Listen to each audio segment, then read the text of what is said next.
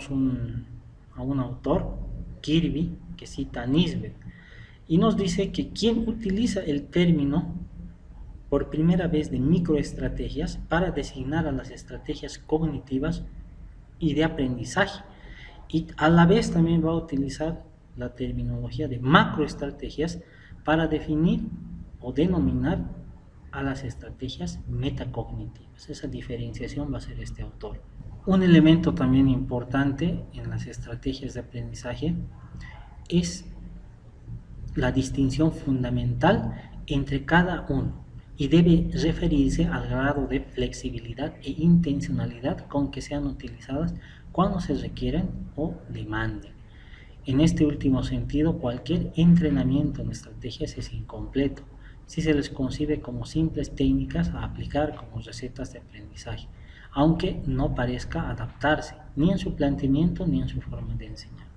Una de las particularidades de las técnicas de aprendizaje cognitivo significativo va a ser esa flexibilidad, esa posibilidad de poder adaptar a cualquier conocimiento que se está adquiriendo a alguno de los métodos que posee. De esa manera se lo denomina flexible. No necesariamente tenemos que aplicar todos los conocimientos, todas las estrategias que existen en este campo para poder desarrollar un determinado contenido. Dependerá del dominio de que se trate y del grado de experiencia de los aprendices en dichos dominios particulares. Sin embargo, sí es posible describir las fases de adquisición o internalización de las estrategias cognitivas. Otros asuntos relevantes sobre estas estrategias que vale la pena mencionar son los siguientes. Algunas estrategias son adquiridas solo con instrucción extensa, mientras que otras se aprenden muy fácilmente, incluso parecen surgir espontáneamente. Algunas estrategias suelen ser específicas para dominios particulares, mientras que otras tienden a ser valiosas para varios de ellos, generalmente relacionados entre sí. El aprendizaje de estas estrategias depende además de factores motivacionales, como por ejemplo de procesos de atribución internos del aprendiz y del que éste las perciba como verdaderamente útiles. Vuelvo a decir, la capacidad de aprender, la importancia de la capacidad de aprender va a estar fundamentalmente ligada al acto reflexivo del estudiante. El estudiante es aquel que identifica, evalúa y prioriza qué tipo de estrategia va a utilizar al momento de realizar la práctica educativa. La selección y el uso de estas estrategias en la situación escolar también depende en gran medida de otros factores contextuales, dentro de los cuales se distinguen las interpretaciones que los alumnos hacen de las intenciones o propósitos de los profesores cuando estos enseñan o evalúan. Podríamos tal vez mencionar que el conocimiento metacognitivo, tal como ya ha sido insinuado, este desempeña un papel fundamental en la selección y regulación inteligente de las estrategias y técnicas de aprendizaje.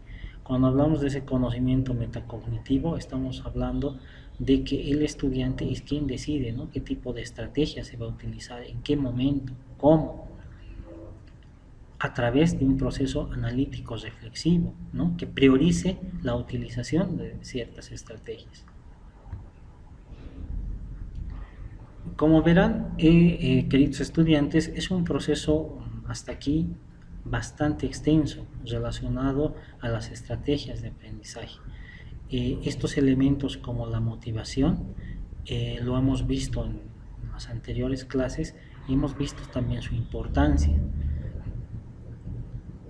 Estas estrategias que acá, por ejemplo, se hacen mención, las estrategias de apoyo, también van a servir para solucionar algún tipo de inconveniente, algún tipo de problema que tengamos con relación a la aprehensión de alguna materia, ¿no?, fundamentalmente. Las estrategias de apoyo entonces nos van a decir, van a permitir al aprendiz mantener un estado mental propicio para el aprendizaje y se incluyen entre otras estrategias para favorecer la motivación y la concentración. Esta estrategia de apoyo entonces, recalco, nos va a servir para favorecer la motivación y la concentración en el estudiante, para reducir su ansiedad, para dirigir la atención a la tarea y para organizar el tiempo de estudio. Las estrategias de apoyo tienen un impacto indirecto sobre la información que se ha de aprender y su papel es mejorar el nivel de funcionamiento cognitivo del aprendiz. La clasificación de las estrategias de aprendizaje pueden clasificarse en función de qué tan generales o específicas son, del dominio del conocimiento al que se aplican y del tipo de aprendizaje que favorecen. Van a ser estas de asociación o de reestructuración, de su finalidad, del tipo de técnicas particulares que conjuntan o etc. Esos van a ser algunas de las características fundamentales de la clasificación de esas estrategias de aprendizaje. Ustedes lo van a entender mejor cuando presentemos el cuadro, ¿no? Y está explicada claramente cuáles pertenecen y están divididas de acuerdo a la utilización de determinadas técnicas. Aún así, en este apartado vamos a retomar dos clasificaciones. Una de ellas se circunscriben a las estrategias según el tipo de proceso cognitivo finalmente perseguido. El autor Pozo en el 1990 nos va a decir que estas estrategias se agrupan según su efectividad. Acá, por ejemplo, tenemos el cuadro donde está dividido entre proceso, tipo, finalidad y técnica. Aquí tenemos al aprendizaje memorístico, al que estamos mayormente acostumbrados. El tipo de estrategia, la recirculación de información. Su finalidad va a consistir en el repaso simple, el apoyo al repaso. Las técnicas o habilidades, la repetición simple y acumulativa, subrayar, destacar o copiar. Todos estos aspectos van a formar parte de lo que es el aprendizaje memorístico. Aquí tal vez tenemos mayor familiaridad porque en la etapa escolarizada se nos enseña a realizar este tipo de actividades. En el aprendizaje significativo vamos a tener tipo de estrategia, la elaboración. La finalidad va a ser el procesamiento simple. Vamos a utilizar la técnica de las palabras claves, las rimas, las imágenes mentales, el parafraseo.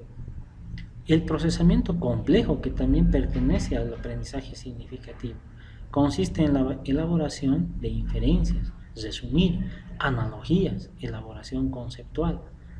También tenemos dentro de lo que es el aprendizaje significativo la organización, que consiste en la clasificación de la información, jerarquización y organización de la información. La técnica, vamos a utilizar redes semánticas, mapas conceptuales, uso de estructuras textuales. Otra variante que vamos a tener dentro de lo que está utilizándose como proceso va a consistir en el recuerdo, la recuperación. La finalidad va a ser la evocación de la información y la técnica seguir pistas, la búsqueda directa de esa información. Esto lo hemos avanzado en la anterior clase y lo hemos explicado de manera gráfica y también con algunos ejemplos. Las estrategias de recirculación. Estas estrategias van a suponer un procesamiento de carácter superficial y son utilizadas para conseguir un aprendizaje verbatim, lo cual significa un aprendizaje al pie de la letra. La estrategia básica es un repaso acompañada de su forma más compleja con técnicas para apoyarlo, el cual consiste en repetir una y otra vez esa información. A través de la repetición de esa información, entonces, el proceso de información va a ir circulando en nuestra cabeza una y otra vez. Eso es denominado estrategia de recirculación de la información. A través de ese proceso se va a quedar implantado en nuestra memoria. Las estrategias de elaboración suponen básicamente integrar y relacionar la nueva información que ha de aprenderse con la de conocimientos previos pertinentes. pueden ser básicamente dos tipos, una simple y otra compleja. La distinción entre ambas va a radicar en el nivel de profundidad con que se establece la integración. También puede distinguirse entre la elaboración visual, imágenes visuales simples y complejas, y verbal y semántica.